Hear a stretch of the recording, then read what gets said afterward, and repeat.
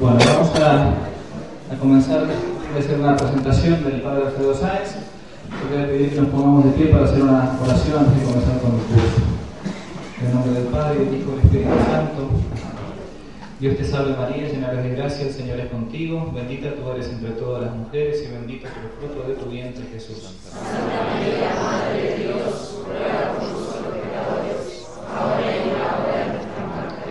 Gloria al Padre, y al Hijo y al Espíritu Santo. Como era en el principio, ahora y siempre, por los siglos de los siglos. Amén. Santo Tomás de Aquino. Ruega por nosotros. En el nombre del Padre, y del Hijo y del Espíritu Santo.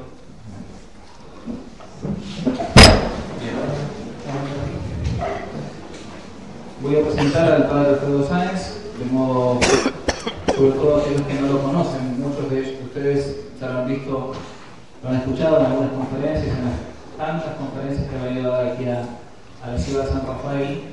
El Padre Alfredo Sáenz hace poco tiempo ha cumplido ni más ni menos que 50 años de sacerdocio, todo un ejemplo tanto para los sacerdotes como para los que tienen la vocación matrimonial en la perseverancia, me refiero. Y esta vez lo queremos invitar para que diera un ciclo de conferencias sobre historia de la Iglesia.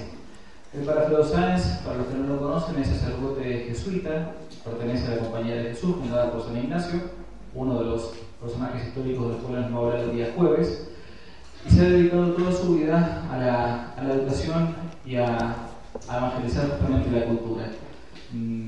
Ha estado mucho tiempo en el seminario de Paraná, ese seminario, gran seminario del cual San Rafael ha recibido muchísimo a partir de los sacerdotes diocesanos, de la congregación, y en los últimos años, en los últimos 20 años aproximadamente, desde hace 20 años vive en Buenos Aires, en una residencia para sacerdotes jesuitas en Capital Federal, y se ha dedicado a escribir, a dar conferencias y aprovechar también todo el acervo cultural que posee del último medio siglo inclusive. Como títulos de los libros que he escrito, unos cito de memoria, simplemente Cristo y las figuras bíblicas. Él se ha doctorado en teología patrística, los primeros padres de la Iglesia. Hoy nos va a hablar sobre uno, San Atanasio. La caballería, el cardenal Pi, un gran cardenal francés del siglo XIX. El ciclo de conferencias que después se publicó como La cristiandad y su cosmovisión, una obra maestra para entender lo que fue realmente la Edad Media y la cultura cristiana en general. Y por último, lo que nos ha dejado hasta ahora, lo último que he escrito, es el ciclo de la nave y las tempestades. La Iglesia es como una nave que a veces atraviesa a lo largo de la historia varias tempestades, varias crisis. Yo le he pedido que en el caso de estos 4 días que va a dar aquí en San Rafael, intentase hacer un resumen de esa obra monumental, como casi una historia de la Iglesia hecho a partir de las crisis, y va a tocar 4 temas con 4 personajes. Hoy va a comenzar con la herejía del arrianismo, una herejía muy muy difícil que sufrió la Iglesia en el siglo IV después de Cristo, y como una de las figuras que va a tocar justamente hoy, San Atanasio, un gran obispo, va a contrarrestar ese fenómeno. El día de mañana, Dios mediante, va a tratar acerca de la invasión de los bárbaros a Europa y cómo la Iglesia, por medio de la caballería y un gran santo que fue San Bernardo, catequizó, cristianizó ese movimiento incluso pagano. En el tercer día, que va a ser el día miércoles, nos va a hablar acerca de lo que fue la cristiandad, de lo que debe ser también la cristiandad, en este caso encarnada en la Edad Media, y el santo que llevó adelante, por así decirlo, en aquella época, el espíritu del gobernante de la cristiandad, que fue San Luis, rey de Francia. Y por último, el jueves, si Dios quiere, nos va a hablar de lo que fue la reforma y la contrarreforma católica, y la figura preponderante en ese tiempo, una de las grandes figuras, que fue San Ignacio de Loyola, el fundador de la orden religiosa a la cual pertenece el Padre Alfredo Sáenz. Por último, quería agradecer, al comenzar el curso de modo público, el Padre Sáenz tiene 82 años. No es fácil para él dejar Buenos Aires, venir. Él perfectamente podría estarse dedicando a leer tranquilo, a escribir, ¿no? Y no a venir a repetir cosas que ya él 1000 veces ha dicho. Para muchos de nosotros es la primera vez que la escuchamos, pero él ha repetido muchas veces estas charlas. Así que por todo esto yo también le pido a ustedes un fuerte aplauso para el Padre Sáenz.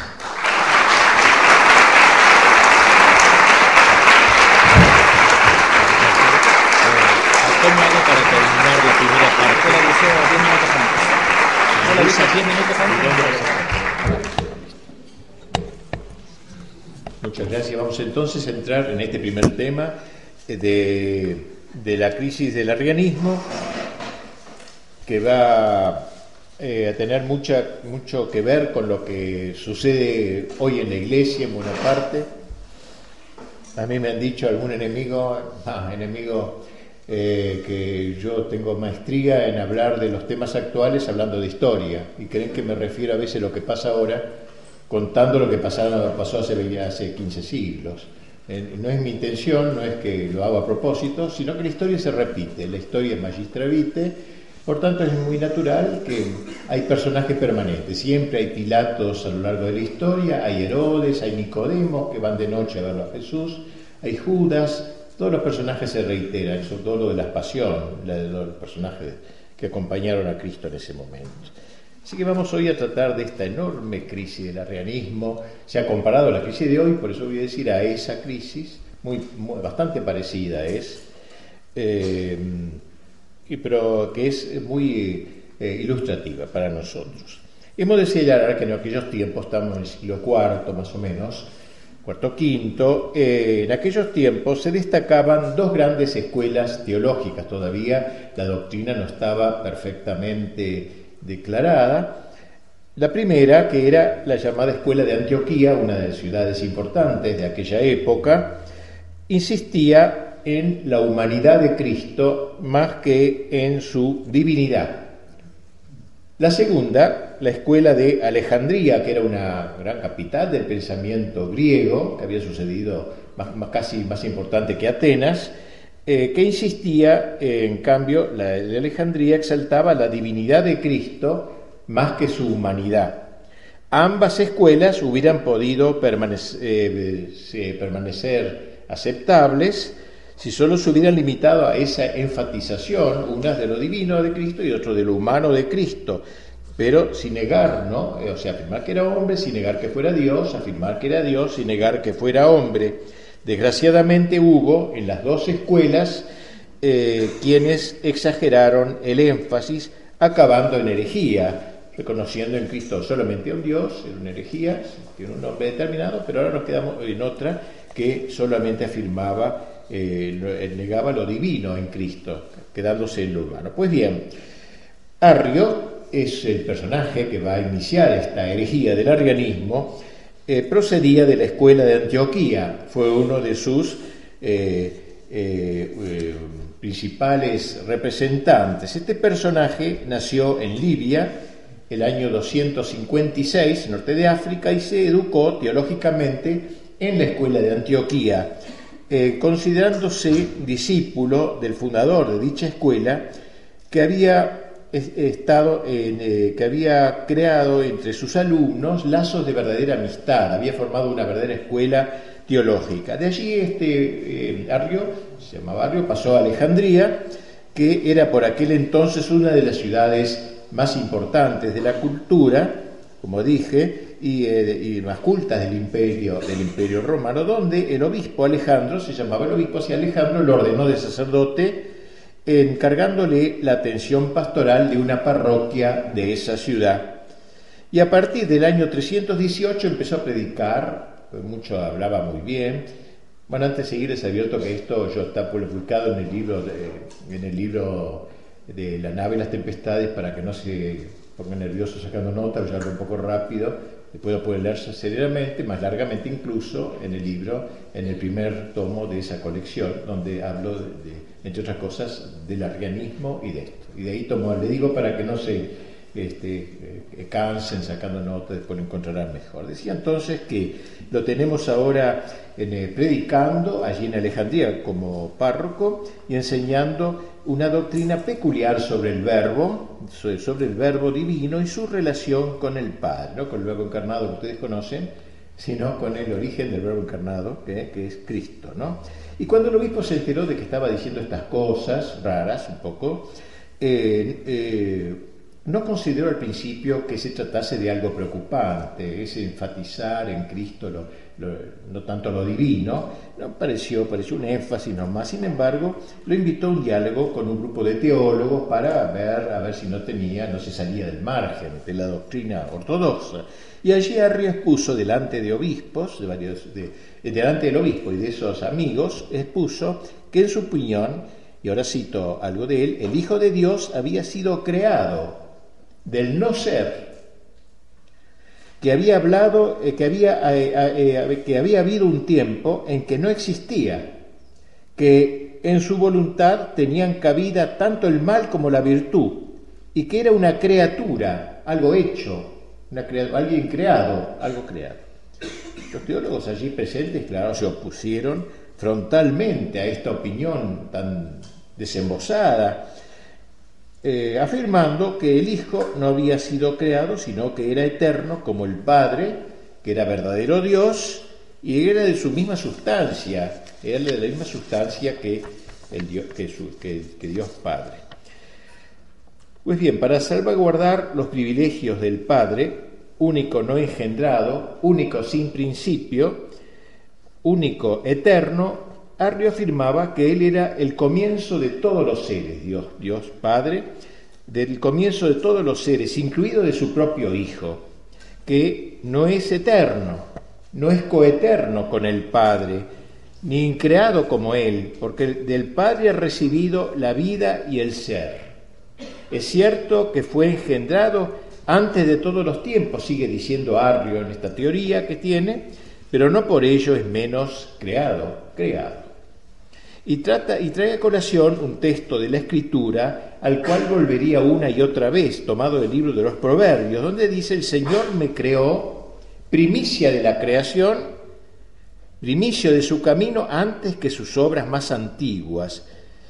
El versículo arriano por excelencia, lo que ellos tomaban de la Escritura para fundar su error. No es en consecuencia Dios, es una criatura divina, es divino, no es Dios. Y por ende es inferior al Padre, si bien de ningún modo comparable con el resto de los seres creados. Está por encima de todos los seres creados, pero Él es creado.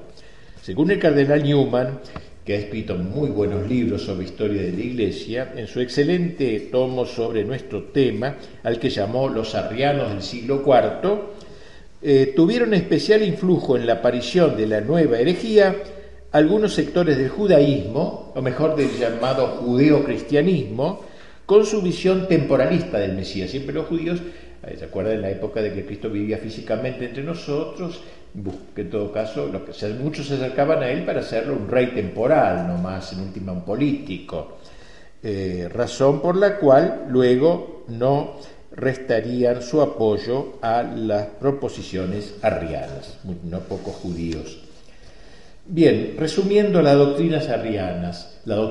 En primer lugar, el Verbo comenzó a existir, de otra manera no habría en Dios monarquía, sino diarquía, o sea, él insiste que Dios es uno, monarquía, no diarquía. Si fuera el Cristo, el Verbo Dios, también habría diarquía, habría dos dioses, no puede ser. Hay un solo Dios, eso es su primer acerto. Segundo, el Verbo no es engendrado de la sustancia del Padre, ha sido sacado de la nada por la voluntad del Padre, en orden a que le sirviera de instrumento para crear el mundo, como un demiurgo, un creador del mundo, una criatura excelente, pero criatura. Tercero, por tanto, el Verbo no es de la misma naturaleza que el Padre, es diverso de la divina esencia. Cuarto, habiendo sido creado, su voluntad es capaz tanto del mal como del bien, porque tiene libertad para el mal, no es inmutable, no es impecable. No obstante, estos principios que rebajaban al Verbo al nivel de las criaturas, ponderaba Arrio, según hacen los herejes de todos los tiempos, las excelencias de Cristo como para cubrirse, podríamos decir, de las obvias críticas que su afirmación suscitaría. No es Dios, es un hombre, decía, pero qué hombre, un gran hombre, eso sí, era un hombre eximio, su dignidad es la más alta después de Dios. Como primogénito de las criaturas está por encima de todo lo creado. En el curso de su vida llegó a un grado de virtud tal que mereció el título de Dios. Era tan divino que algunos lo llamaban Dios, de divino que era, pero nunca no era Dios.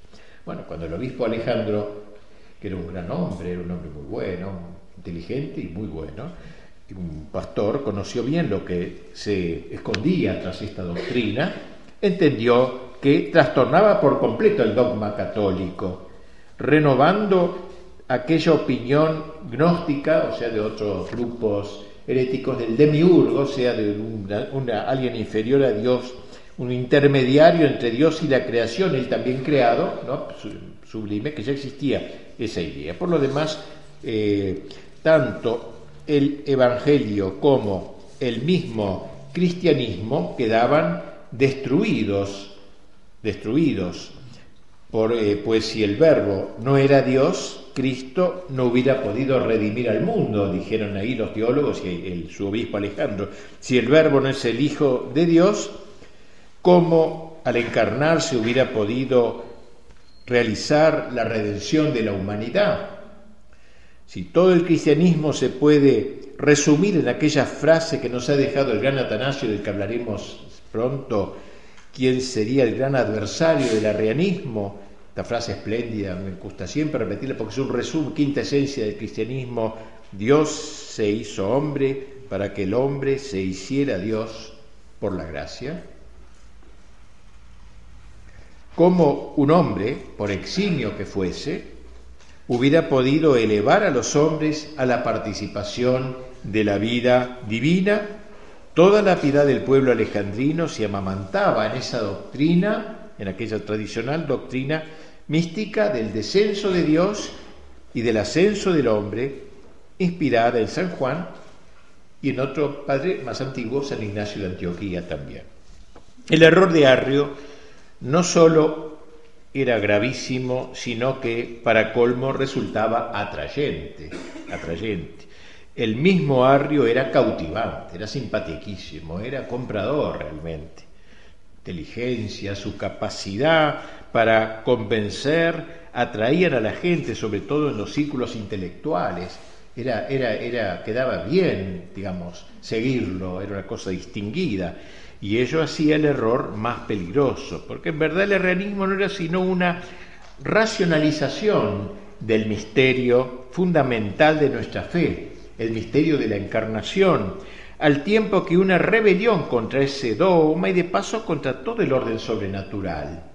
Era muy grave, ¿no? Liquidaba todo el orden sobre la doctrina de la Iglesia. Se mostró clara desde el principio. Cristo fue sin duda un hombre como nosotros, semejante en todo, menos en el pecado, tal cual lo reconocieron sus mismos contemporáneos, pero también era Dios, no meramente un hombre divinizado, era plenamente Dios y plenamente hombre. Como ello resulta incomprensible la razón, fácilmente se tiende a racionalizarlo.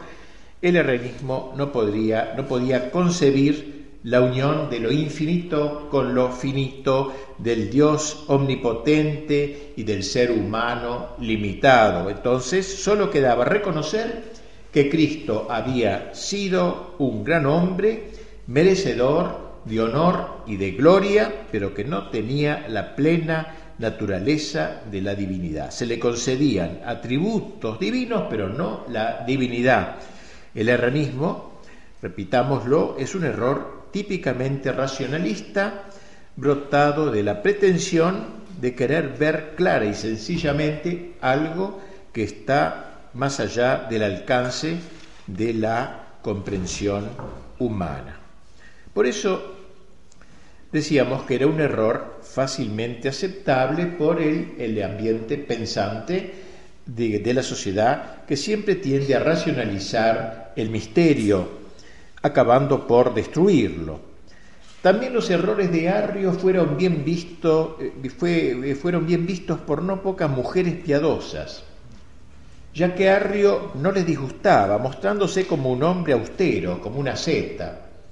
El padre Arrio, porque recuerden que era sacerdote. En lo que toca al pueblo sencillo, por lo general más refractario al racionalismo, Arrio llegó hasta él también, según nos lo refiere un contemporáneo suyo, recurriendo a un estratagema a una estratagema consistente en vulgarizar su ideario teológico en versos populares, en coplas y cantos sencillos que entonaban marineros, molineros y caminantes, según la profesión de cada uno, en orden a ganar a los ignorantes también, por el atractivo de la melodía atractiva y simpática que él había preparado. No deja, por eso Atanasio diría en cierta ocasión, una frase muy linda, dice, este hombre dice, ha querido hacer un coro contra el Salvador. Un coro, ¿no es cierto? No deja de ser curioso para nosotros que la gente sencilla cante ortodoxias o herejías. Entre nosotros no se dedica a eso en general, ¿no? Ahora suele preferirse otro tipo de cantos, pero en aquellos tiempos más interesados que nosotros por los grandes problemas, la gente común se sentía atraída por las discusiones teológicas. San Gregorio de Nisa cuenta que los cambistas del mercado, en el tiempo de él, si se les preguntaba ¿cuánto vale tal mercadería?, ¿no?, por ejemplo, o el valor de una moneda, respondían con una disertación sobre el engendrado y el no engendrado. No es común en nuestros comercios este tipo de discusiones. Así, en casa de un panadero, digamos, dice, entras en casa de un panadero, decía Gregorio, y el padre te dice, es mayor que el hijo. En las termas preguntas, vas a una terma a bañarte y preguntas si el baño está preparado, te responde que el hijo ha nacido de la nada. O sea, que es ideario. O sea, era una cosa que había entrado en él. Porque quiero decir que hombre atractivo, había llegado a todos los sectores sociales. Estamos así en presencia de una herejía que buscaba llegar al mayor número de personas posible. Hemos dicho que Alejandría tenía un obispo grande, Alejandro, que trató primero de atraer a Arrio por las buenas. Y al ver que éste se obstinaba, lo depuso de su cargo de párroco y lo excomulgó, juntamente con todos sus partidarios, entre los cuales se contaban varios diáconos de Alejandría, así como 2 obispos de Egipto, donde queda Alejandría, en la zona de Egipto. Si Alejandro creyó que con estas medidas se acababa el arrianismo, se diluía el arrianismo, convirtiéndose en una secta más, se equivocaba de medio a medio. Arrio no estaba dispuesto a reconocer su exclusión de la Iglesia. Arrio quería permanecer en la Iglesia y hacer triunfar su idea desde las entrañas mismas de la Iglesia.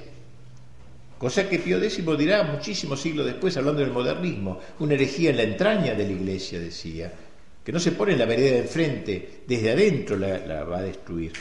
Arrio no estaba dispuesto a reconocer su exclusión de la Iglesia. Quería permanecer en ella y hacer triunfar su idea. Y siguió pues ejerciendo su ministerio, mientras buscaba apoyo en obispos de Siria y Asia Menor, algunos de los cuales habían sido condiscípulos suyos, como un hombre muy influyente llamado Eusebio, pariente lejano nada menos que del emperador de Roma y obispo de la capital del imperio de Constantinopla, así que mire qué ayuda encontró, que era por aquel entonces la ciudad de Nicomedia, cerquita de Estambul, de la actual Estambul. Cuando Alejandro se enteró de estos contactos, ya con miembros del episcopado, se resolvió a proceder con más energía, convocando un sínodo de obispos egipcios al que asistieron unos 100 obispos. Toda la zona norte de África era la más cristiana del mundo en aquel tiempo, todavía no apareció en Mahoma con las invasiones, así que había 600 obispos en el norte de África. Entonces él hace organizar un sínodo de obispos egipcios al que asistieron unos 100, donde se resolvió que Arrio y sus adeptos quedasen excluidos de la Iglesia por causa de su herejía que ataca a Cristo, así se dijo, que ataca a Cristo. Alejandro se dirigió luego a todos los obispos de la Iglesia en un documento donde se les comunicaba las decisiones tomadas por el sínodo, y tras una breve exposición de las tesis arrianas se procedía a su refutación. Desde entonces, todo el oriente entró en erupción. De Nicomedia, que era como la capital casi del imperio del este, cerquita, como dije, de Estambul, de Nicomedia y de Alejandría partían cartas con expresiones contradictorias, destinadas a que los obispos estuviesen informados y tomasen posición, por uno o por otro. Alejandro escribió no menos de 70 cartas. Nicomedia, donde se había alojado el sacerdote alejandrino para protegerse con el obispo de allí, se convirtió en el foco de la propaganda arriana. Su obispo Eusebio, hábil y ambicioso diplomático, dirigía la operación.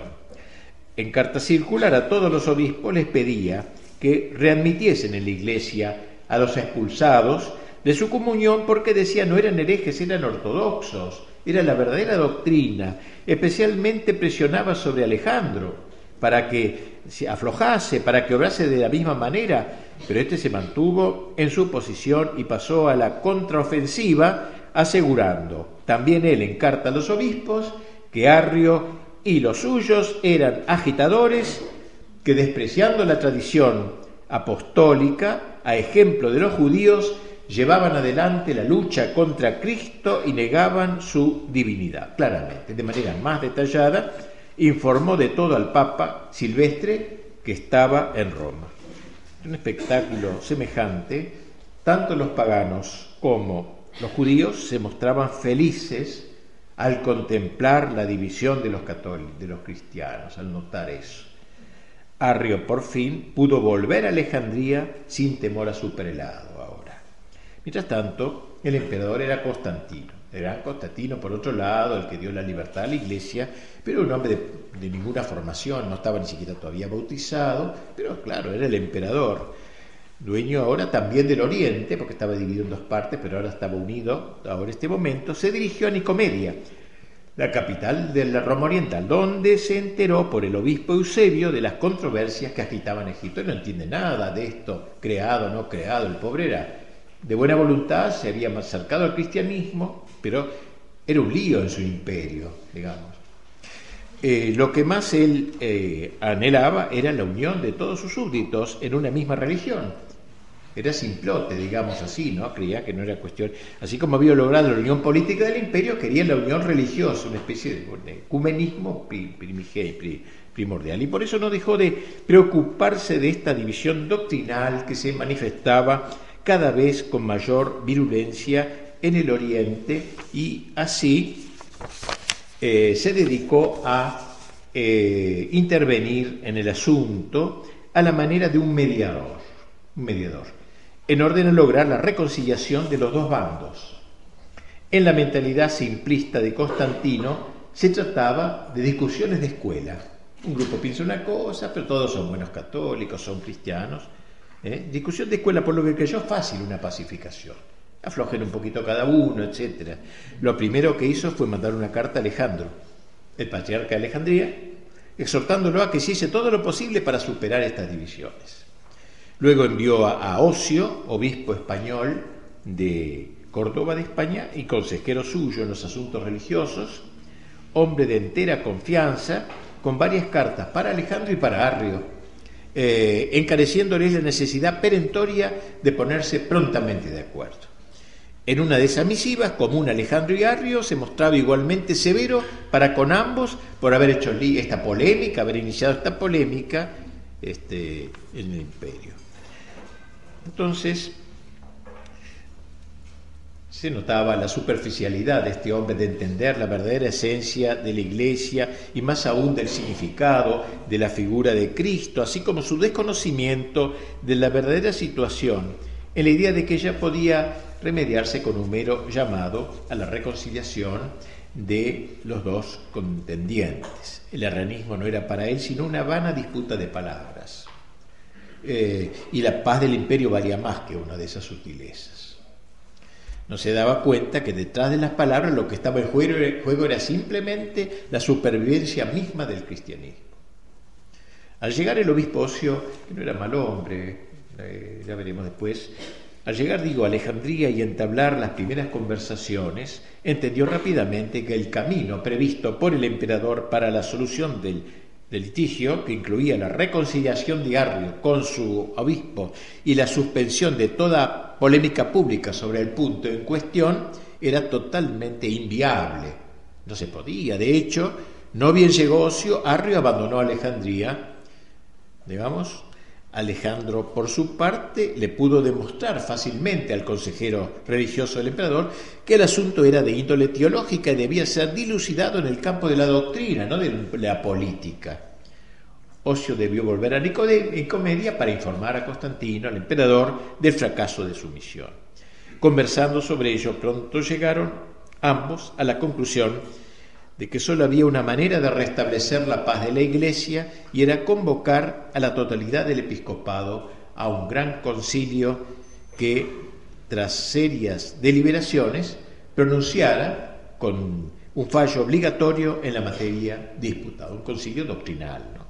Muy probable que fuese el emperador quien tuvo la iniciativa de dicha solución, se le ocurrió eso.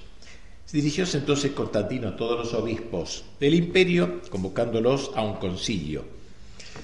Este se realizó efectivamente en el año 325 en una pequeña población de Nicea, que se llama de Nicea, no lejos de Nicomedia, pueblito cercano, y fue el primer concilio ecuménico de la Iglesia Católica, el concilio de Nicea, un concilio universal, que congregó a más de 300 obispos, en aquel tiempo era mucho, de todo el mundo, si bien en su mayoría eran orientales, o sea, la parte del Imperio del Oriente. Para que asistiese el mayor número posible, Constantino había tomado todos los recaudos conducentes, no solo puso a su disposición las postas imperiales, sino que también se encargó de los gastos del viaje y la estadía en el lugar de reunión. Antes que llegase el emperador y se abrieran las sesiones, Arrio comenzó a exponer en grupos. Arrio era un puro presbítero, un sacerdote común, pero sus ideas, que sonaban como blasfemas, ¿no? Sonaban como una blasfemia para tantos. El partido de los arrianos, que eran unos 22, tenían por jefe a Eusebio de Nicomedia, hablamos de este señor antes, de donde les vino el nombre de eusebianos, también se lo llamaron.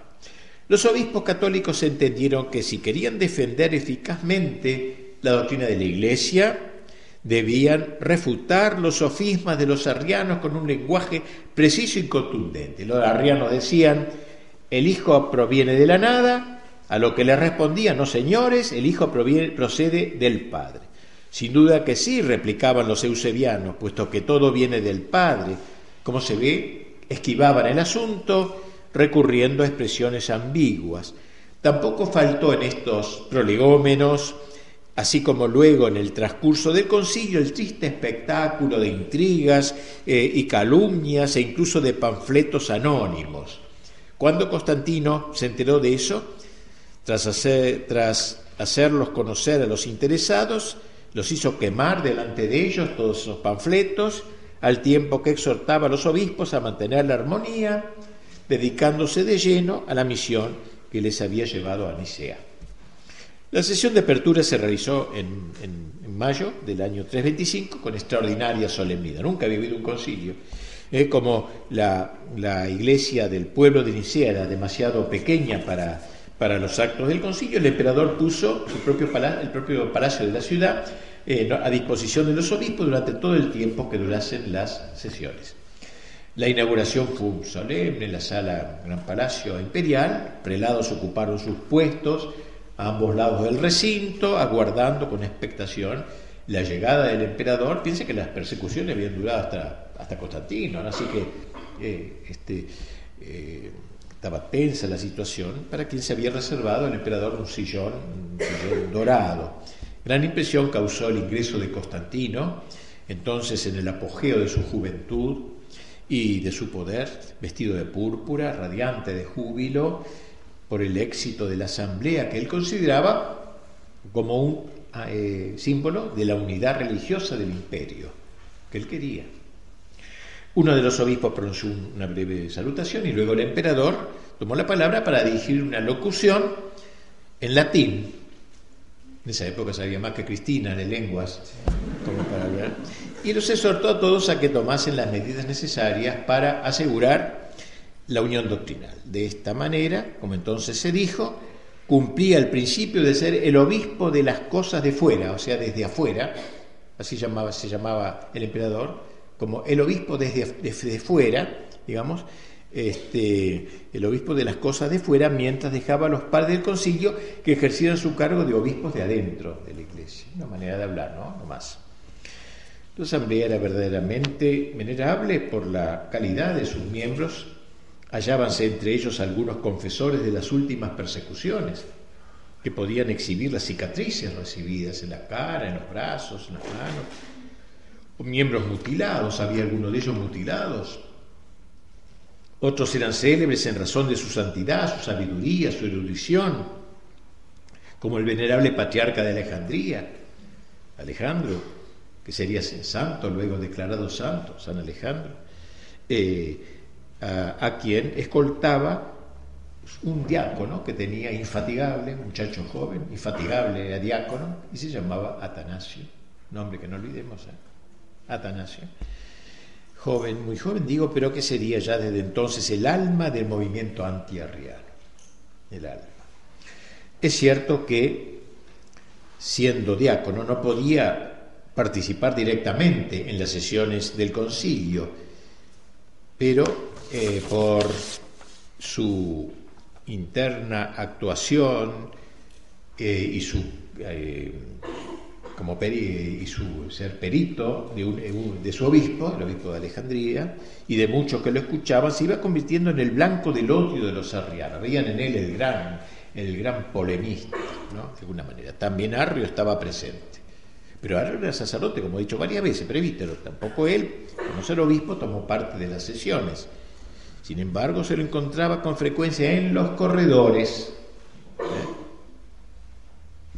orientando a sus partidarios, entre los cuales los dos obispos Eusebios, Nicomedia uno, que lo conocemos ya, y otro en Cesarea. Este último logró granjearse el favor de Constantino, lo que luego sabría explotar con notable habilidad. El occidente latino tuvo escasa representación. Vino algunos obispos de zonas remotas, algunos como de África, o de las Galias, de la Francia actual, Italia o Inglaterra, por las grandes distancias, a pesar de tener el sostén imperial. Bueno, ya desde las primeras sesiones se comenzaron a mostrar las diversas tendencias relativas al punto crucial, la doctrina sobre el verbo. Unos insistían en los puntos básicos de la doctrina católica, la unidad de la esencia divina, la divinidad del verbo, su distinción del Padre. Otros, en cambio, sin dejar de confesar la divinidad de Cristo, lo hacían con términos que favorecían las opiniones subordinacionistas. Un hijo subordinado al Padre, como si en alguna manera el hijo fuese inferior al Padre. Finalmente, los seguidores directos de Arrio, unos 22 obispos, expresaban claramente su opinión de que el verbo era una criatura del Padre y distinto de él en su esencia. La inmensa mayoría estaba decidida a proceder enérgicamente contra tales novedades. Eusebio de Cesarea propuso un credo donde se decía, escribir un credo, ¿no? Donde se decía que el Hijo era Dios de Dios, luz de luz, primogénito entre todas las criaturas. Una fórmula ambigua, claramente ambigua, suficientemente ambigua. Arrio dijo que bien, está bien, la vio apta para emplearla en favor de sus opiniones.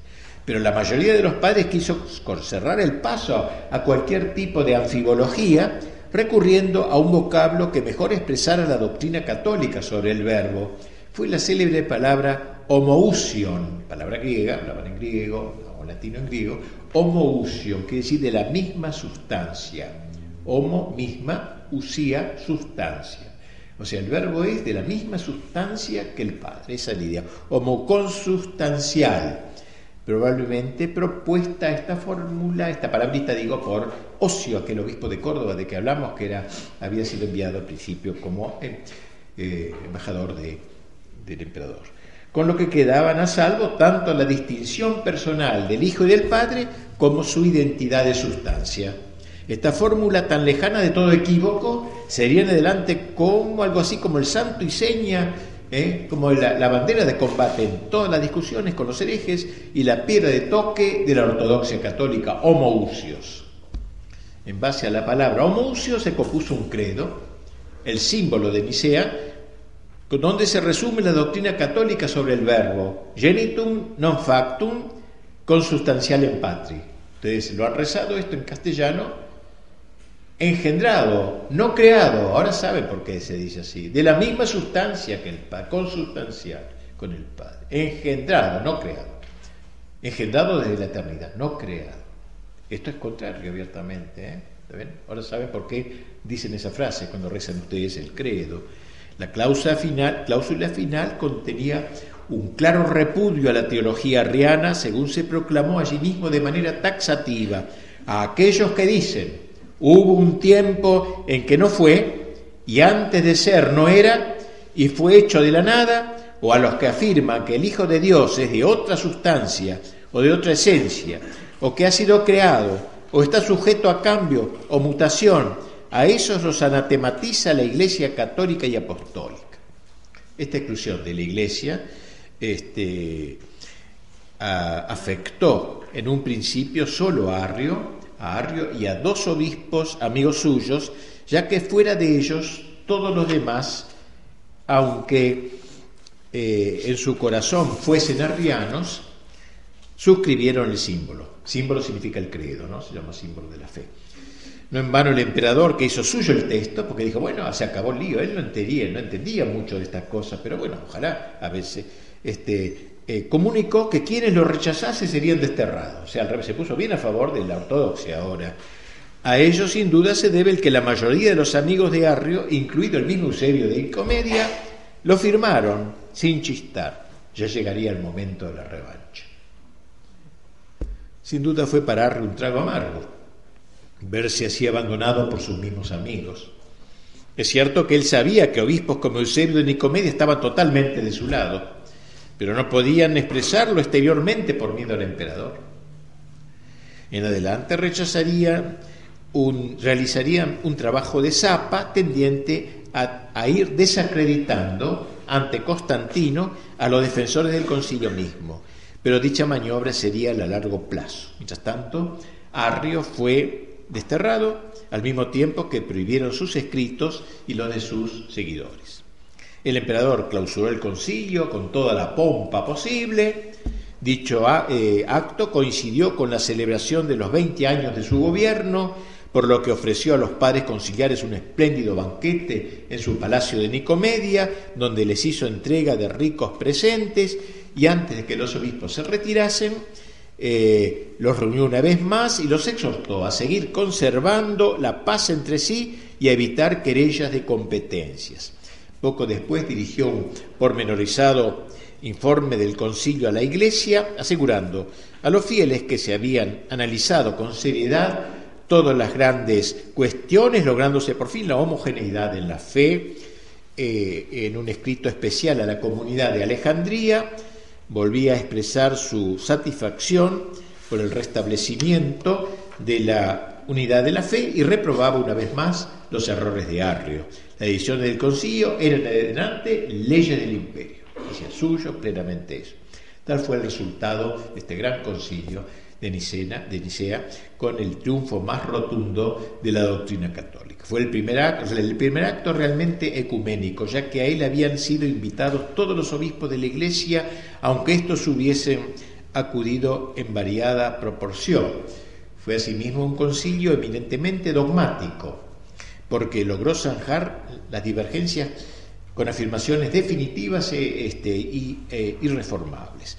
Nada quita su legitimidad el hecho de que fuese el emperador quien lo convocó, dado que el obispo de Roma había otorgado el asentimiento papal mediante la designación de sus delegados en la asamblea. Bueno, parece todo quedó consumado, podemos irnos entonces y cerrar esta conferencia, pero no fue así. Así que tendrán que seguir aguantando un rato más los avatares que van a venir enseguida. Concilio de Nicea no fue el fin, fue el principio de un largo debate, siempre en torno a los temas suscitados por el arrianismo. Durante los 10 años que siguieron a Nicea, el emperador continuó interviniendo en las cuestiones religiosas, lo que tenía sus pros y sus contras, como se podrá ver por lo que ahora diremos. Al comienzo, los partidarios de Arrio se llamaron por un tiempo a silencio, cuarteles de invierno, máxime al ver que Constantino no quería tolerar a nadie que se opusiera a las decisiones de Nicea, considerando a los arrianos como perturbadores del orden público. Era simplemente una cuestión del Estado para él. Pero no le pidamos más, porque el pobre no entendía mucho de estas cosas. Pero pronto iniciaron una serie de campañas con el objeto de apartar al emperador del lado de Nicea. En el año 328, 325 fue el sínodo, estamos 3 años después, murió Alejandro, obispo de Alejandría, quien sería, como dije, ulteriormente canonizado. Un grande, uno de los grandes. Todo el pueblo, relatan los obispos egipcios en una carta colectiva, toda la Iglesia católica, como a una voz y como un solo hombre, rogaba y clamaba pidiendo a Atanasio por obispo, a su diácono, a su jovencito, ya no, un poquito menos joven, pero todavía muy joven, por obispo. Lo pedían a Cristo, lo pedía a Cristo en oraciones públicas, dicen, no, lo pedían, nos insistían, comenta esto, ¿no? El que escribe, nos insistían día y noche que lo consagrásemos, sin abandonar los templos, los fieles, ¿no? Y sin permitirnos salir de ellos. Los encerraba los obispos en el templo hasta que no se reconozcan a Atanasio. Alababan sus virtudes, su celo, su piedad. Los llamaban un verdadero cristiano, un asceta, un verdadero obispo. Quizá los prelados no experimentaban el mismo entusiasmo que su pueblo, porque, dadas las dotes de paladín que caracterizaban ya a Atanasio, temían que al elegirle se diesen un autócrata, una especie de obispo, digamos, medio dictador. Asimismo, una parte del clero, influida por el pensamiento de Arrio, no lo miraba con buenos ojos, sea lo que fuere, resultó designado, dando comienzo a un episcopado realmente glorioso, uno de los grandes padres de la Iglesia, uno de los obispos ejemplares de la Iglesia, casi en soledad casi total, vamos a decir, muy generalizada, que va a mantener la ortodoxia, y a él le debemos agradecer eso nosotros. Año tras año visitaría hasta los últimos rincones de su gran diócesis, una de las más grandes del mundo. Visitaría a todos los pueblos, y trató también de influir en el ánimo del emperador. Bien, lo tenemos entonces ya ahora a Atanasio. El hecho es que por decisión de Constantino volvió el primer Eusebio a su sede de Nicomedia, precisamente el mismo año en que Atanasio fue consagrado obispo. Como era el alma del partido arriano, ya empiezan los líos por poner un obispo en una ciudad tan importante, capital casi, Eusebio, escondía que probablemente su arrianismo, no lo sé, pero bueno, como era el alma del partido arriano, desde allí se dedicó a reorganizar sus huestes y reanudar la campaña a favor de sus ideas. Es claro que aún no podía emprender una lucha abierta, ¿no?, contra el sínodo de Nicea, ya que eso lo habría malquistado con el emperador. Lo que estaba realmente a su alcance era la tarea de ir desacreditando a las personalidades más destacadas de las filas ortodoxas. El primero contra quien arremetió fue el obispo Eustaquio de Antioquía, uno de los jefes del grupo niceno, haciéndole creer al emperador que era un obispo conflictivo, que era un hombre de dudosa moral, hasta eso, y que a veces había permitido hablar mal de la madre del emperador. Miren qué chismerío, empezar a contarle eso al emperador. Constantino, muy molesto, sumamente molesto, convocó un sínodo en Antioquía, sede del pastor cuestionado, donde los obispos amigos de Arrio depusieron a Eustaquio, tras lo cual el emperador lo desterró a Tracia, que era el obispo bueno, ¿no? Lo desterró a Tracia y con él fueron expulsados 8 obispos de la misma línea. Así que la cosa se empezaba a poner mal de nuevo. Viendo Eusebio su partido considerablemente fortificado, trató de lograr que Arrio regresase a Alejandría. Lo primero que hizo fue escribirle a Atanasio para que lo llamase de nuevo. Bueno, iba a pedirle eso, ¿no? Pero le piden a Atanasio que lo reciba de nuevo, a lo que el santo obispo se negó de manera terminada, tenía parezca por acá. Y luego, juntamente con Constancia, logró que el emperador lo considerara a Arrio como si fuera víctima de odios personales. Una víctima de odios personales, le tenían rabia y por eso lo atacaban, solicitándole que le diera una audiencia. Aceptó Constantino el pedido, Arrio se presentó en la nueva capital, en Constantinopla actual, Estambul, y donde el primer encuentro entregó al emperador una profesión de fe redactada en términos vagos, ambiguos, generales, cubierta con un barniz de ortodoxia. Sin embargo, en el asunto capital de la controversia, o sea, la consustancialidad del hijo con el padre, rogaba al emperador que llevase a cabo lo que él más anhelaba, el establecimiento de la unión. Sabía que ese era el punto débil del emperador, dejando de lado las cuestiones ociosas, a fin de que todos pudiesen juntamente dirigir a Dios las oraciones de la Iglesia por la prosperidad de Constantino y de su familia. Satisfecho con estas explicaciones alameras y untuosas, el emperador le devolvió su favor. Luego se dirigió por carta a Atanasio, ahora, exigiéndole de manera combinatoria que recibiese a todos los que deseasen volver a la iglesia. Mi voluntad, le dijo, es que dejes el acceso libre a todos los que quieran entrar. Si me entero de que impides a alguien unirse a la asamblea y le cierras las puertas, te haré deponer y trasladar lejos de tu sede. La cosa otra vez, como ven, se enturbia terriblemente. Constantino no iba por el buen camino, metiéndose en cuestiones de fe, dejándose llevar por sus aduladores y no consultando a las legítimas autoridades eclesiásticas, la legítima que era el Papa sobre todo, parecía ponerse cada vez más en manos de los enemigos de Nicea. El próximo paso fue ordenarle a Atanasio algo más puntual, el reintegro de Arrio a su diócesis de origen. Atanasio se negó totalmente, así como poco antes se había rehusado a admitir a sus partidarios en la comunión católica. Su visión de las cosas era completamente diferente ahora a la del emperador. Constantino no tenía sino un solo deseo, el de la paz a todo trance, de donde su alergia frente a todos los que se mostrasen belicosos, cualquiera fuese el bando que pertenecieran. Arrio había sabido tocarle su punto flaco. Fue vivo, inteligente. La negativa de Atanasio era un acto atrevido, era un acto hasta peligroso, ya que el emperador tenía poder de vida y muerte y la rebelión era considerada como el delito más nefando. En oposición del mundo oficial, Atanasio se iba mostrando como un hombre desaforado, un hombre extravagante, ya que el ambiente general se inclinaba a que de una vez por todas aceptara la transacción. También en este caso recurrieron los arrianos al método de desprestigio. Si hasta ahora no se ha instaurado la paz religiosa, decían, hay una sola culpa, y se debe esto ¿a quién? Al temperamento despótico del obispo de Alejandría, quien no vacila en apelar a los medios violentos para hacer triunfar sus intereses. Incluso se llegó a decir que había hecho asesinar a un obispo cismático por no haber querido someterse.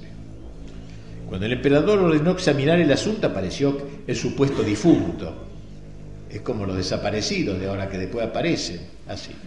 Se afirmó también que había mandado azotar a otros obispos, no es mala idea a veces en algunos casos, bueno, por motivos semejantes, y que había profanado un cáliz, qué sé yo. Le llenaron de críticas, de calumnias, incluso se susurró a los oídos del emperador que tenía trato con algunos rebeldes del imperio, pues en fin, un chismerío. Constantino no hizo demasiado caso, gracias a Dios, de estas calumnias.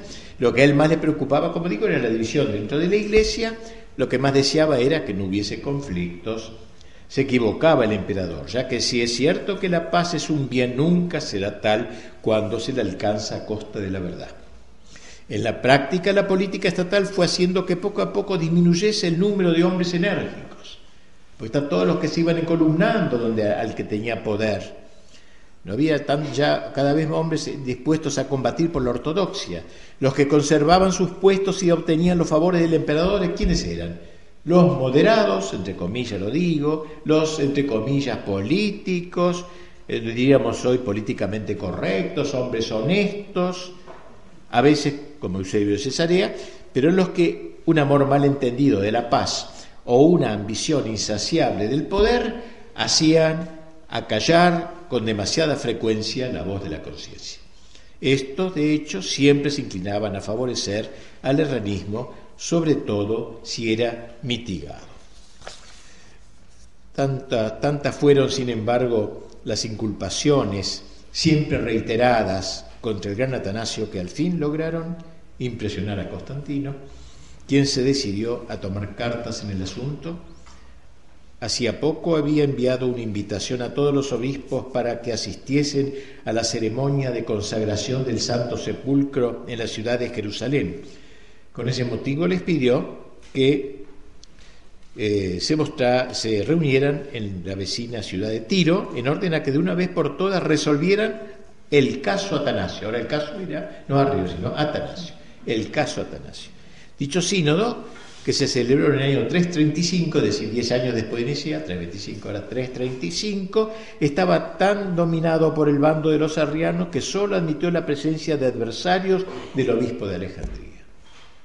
Un desastre. En lo que toca a Arrio, sobre la base de una entrevista que éste había mantenido con el emperador el año anterior, donde el hereje le entregó una confesión de fe que escamoteaba el tema, quedando Constantino con la impresión de que al condenarlo no lo habían entendido bien, el sínodo lo declaró ortodoxo y le levantó la excomunión que había recibido en Nicea, rogando al emperador que se le reconocieran de nuevo sus derechos sacerdotales en un acto solemne. En lo que se refiere a Atanasio, como lo que buscaban era arrancar al emperador un decreto de destierro, dejaron de momento otras acusaciones y lanzaron una nueva calumnia que pudiese impresionar a Constantino de manera decisiva. En aquellos momentos el imperio estaba atravesando por una grave crisis de abastecimiento. Entonces le hicieron creer que Anastasio había sobornado, miren la crítica que le hicieron, nada que ver, ha sobornado a un grupo de marineros egipcios que le eran afectuosamente solidarios para impedir que el trigo fuese transportado a Constantinopla. Nada que ver con el tema, ¿no? El emperador, furioso, indignado, pronunció contra Atanasio la sentencia de destierro. Sería el primero de los 6 destierros que este gran héroe de la fe, este atleta de la fe, tendría que sobrellevar en su larga carrera de atleta, como digo, de la causa católica. El lugar señalado para el exilio fue la ciudad de Treveris, en la actual Alemania. No contentos con este resonante logro, los obispos arrianos se trasladaron de Tiro a Jerusalén, donde Constantino había querido celebrar, como dije, con extraordinaria pompa los 30 años de su ascensión al trono imperial, y lo colmaron de halagos al emperador, llegando entonces al límite de atrevimiento. Y Constantino, al colmo de la debilidad, consiguieron que el emperador enviara una carta a la ciudad de Alejandría en la cual se anunciaba que en prenda de reconciliación retornaría allí el mismo Arrio.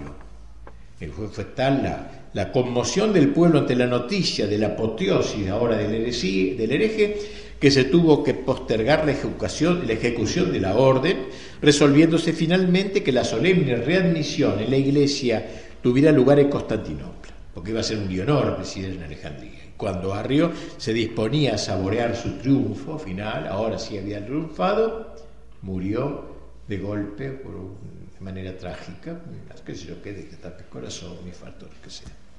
Mientras tanto, el Atanasio se preparaba para cumplir la orden de destierro. Las protestas se multiplicaron en Alejandría. Durante los 7 años de su laborioso episcopado había logrado aglutinar sólidamente en torno hacia todas las fuerzas ortodoxas. No solamente los obispos de la zona de Egipto se les mostraban más adictos que nunca, sino que en la misma Alejandría tanto el clero como el pueblo, y especialmente los marinos de la flota, por eso la acusarían a los marinos de su amistad, no con él, lo veneraban como un santo, lo respetaban como un caudillo, sabiéndolo pronto a todo para la defensa de la fe. Llegó el día y Atanasio se embarcó para Constantinopla. De allí se dirigió a Tréveris, lugar señalado para su destierro, su exilio, desde donde seguiría en estrecho contacto con sus fieles. No era sonso él, seguía mandándole cartitas puntualmente, con motivo de la Pascua, qué sé yo, le mandaba una carta, en sus misivas a los sacerdotes les recomendaba a ellos y por su intermedio a todos los fieles el no temer a sus enemigos, conservar la libertad, la parresía, como decían los griegos, la libertad filial, digamos así, que había mostrado el apóstol Pablo cuando declaraba que nada podía separarlo de la caridad de Cristo. Sin ambajes identificaba su causa con la de la ortodoxia y de la Iglesia. No era cosa personal, era la Iglesia. Si había sufrido no era sino por la verdadera fe. Una y otra vez le decía a sus diocesanos que se guardasen de hacer causa común con sus perseguidores, fuesen cismáticos o arrianos. Como se ve, también aquí se cumplió aquello que decía San Pablo, de que su destierro había contribuido a la propagación del Evangelio, ya que la presencia de Atanasio en Occidente fue altamente positiva. No se encerró en un cuarto, fue un apóstol también en Alemania. Los últimos años del reinado de Constantino nos lo muestran siempre favorable, pobre, a las tendencias arrianas. No que hubiese hecho suyo el ideario herético, pero los jefes de la secta lo habían convencido de que esa era la única manera de mantener la unidad y la paz en el imperio. No había malicia, sino torpeza. Esa era su aspiración suprema, la paz, así entendida. La desviación del emperador en las cuestiones atinentes a la doctrina católica no disminuyó en nada el favor que siguió prestando al cristianismo y su repudio al paganismo. Por eso yo lo quiero, el Constantino, dentro de todo, pobre, no era pura ignorancia, esto me parece.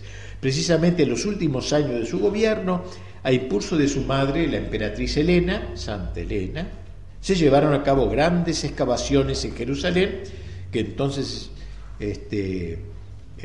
donde había vivido Cristo, y después de ímprobos trabajos se encontraron, como saben ustedes, creo, bajo el templo que los romanos habían levantado en honor a Venus, el sepulcro de Cristo y el sitio de la crucifixión, en cuya cercanía se halló la Santa Cruz. Entonces ordenó Constantino la erección de una magnífica basílica, la del Santo Sepulcro, que hoy todavía se conserva.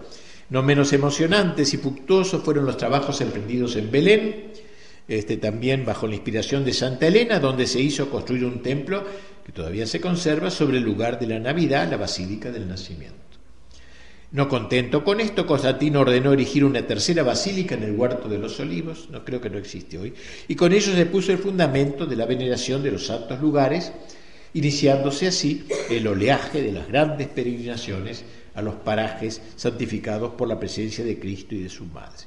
A fines del 335 dividió Constantinopla la administración del vasto imperio, Constantino, la administración del vasto imperio romano entre sus 3 hijos y 2 sobrinos, como antaño lo había hecho Diocleciano.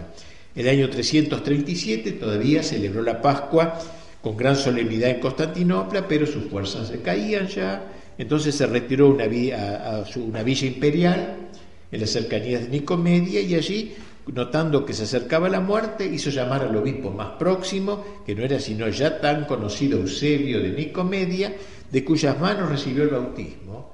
Nunca hasta ahora no se había bautizado, en su lecho de agonía. Poco después expiró. Como digo, yo por lo menos no le tengo ninguna inquina a este hombre, creo que pobre obró de buena voluntad y además trajo la paz a la Iglesia, no hay nada que hacer. El juicio que debemos formar de Constantino, por eso creo que es favorable. Políticamente fue un gran estadista que supo consolidar el imperio, darle una prosperidad comparable con los mejores tiempos, y en lo que toca a su actuación en el campo religioso, si prescindimos de los últimos años de su vida, fue el hombre providencial que puso término a las luchas seculares del imperio contra la Iglesia, favoreciéndola como creyó que debía hacerlo con espíritu magnánimo. Que Dios lo tenga en su gloria. Y hoy los sectores progresistas de la Iglesia aborrecen a Constantino, lo cual es un elogio. Bien, el herrerismo prosperaba mientras tanto, obviamente, por estos errores finales, acrecentándose día a día el número de sus adeptos. Antiguas familias romanas, todavía paganas, veían en dicha herejía una especie de revancha contra el triunfo de la Iglesia. Muchos intelectuales se sentían más cerca de un arriano que de un católico, porque aquel les hacía recordar con nostalgia el antiguo prestigio del Imperio Romano. Eran paganos, ¿no? Asimismo, el arrianismo tenía algo del encanto de la moda, constituyendo un polo de atracción para los figurones, los que querían estar al día. Otro aliado de esa herejía fue el ejército, que si bien no contaba con numerosos efectivos, en la práctica era un elemento que vertebraba el Imperio Romano. Por aquel entonces se alistaban en sus filas muchos galos, españoles, etcétera, es decir, guerreros pertenecientes a los grupos llamados bárbaros, de que hablaremos mañana, creo. Por lo demás, la mayoría de la gente prefería seguir la tendencia de la corte, plegándose abiertamente a la nueva religión oficial, diríamos. Por lo demás, cada vez serían más las sedes ocupadas por los obispos arrianos, como Constantinopla, Heraclea, Éfeso, Ancira, ambas Cesareas, Antioquía, Laodicea, Alejandría. El hecho es que esta poderosa secta, organizada como iglesia, sus dioses y sus obispos propios, se desarrolló poderosamente en el siglo IV, pasando a ser un poder real y extendiéndose ampliamente en todos los estamentos de la comunidad eclesial hasta constituir casi su mayoría. El problema se arrastraría a lo largo de 2 generaciones, piensen, 2 generaciones, constituyendo el gran tema de las 5 décadas tan trágicas que siguieron a Nicea. O sea, 50 años después del concilio, líos tras líos, que es lo que vamos a seguir relatando si tienen la paciencia de escucharme. Y ahora cortamos un ratito.